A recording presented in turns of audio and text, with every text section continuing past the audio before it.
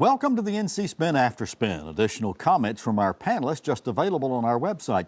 Chris Fitzsimon, what do you wish you had said on last week's show, but you didn't? Well, we did talk about one of the governor's priorities is expanding Medicaid. We talked about him putting that in his budget. I do think it's right that it's one of the 2 or 3 things he cares the most about. And I know they've used this argument a little bit, but probably not enough. The philosophical argument by Republicans, particularly in the Senate, is that it's an expansion of government.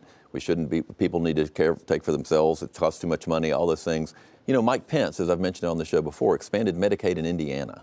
John Kasich in Ohio, Asa Hutchinson in Arkansas defended this fiercely in his reelection campaign recently as governor of Arkansas. There are plenty of Republican examples of how Medicaid has expanded, and you can argue there's actually, and we could talk studies all day, studies that have shown it's improved healthcare outcomes or that it's improved, that lowered the uninsurance rate or the number of people without health insurance. I'm a little surprised. Senator Berger at least one time even said it was immoral to expand Medicaid, which I thought was that's how far sort of we've gone. And I'm surprised the Democrats haven't come back and said, we agree with Mike Pence and John Kasich and Asa Hutchinson and other people that this, given the current climate with health care, while we're trying to figure out what to do in the future, this makes sense immediately. I think you'll start to see more of that as the debate unfolds. Do you think it can be compelling? What do you think the chances are of Medicaid expansion? As I said at the end of the show, I think they took a blow when Representative Murphy announced that he was running for Congress because he cannot run as somebody who supports Medicaid expansion in a Republican primary where the Republican base clearly doesn't want to do this. By the way, the majority of North Carolinians do, but I think he was a key figure. He's a physician.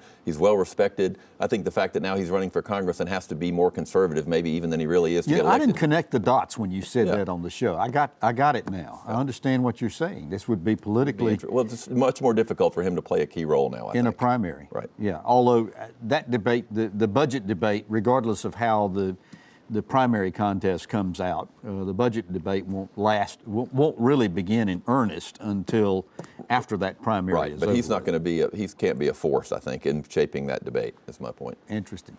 Well, thanks for watching the After Spin. We'll have more video all during the week on ncspin.com.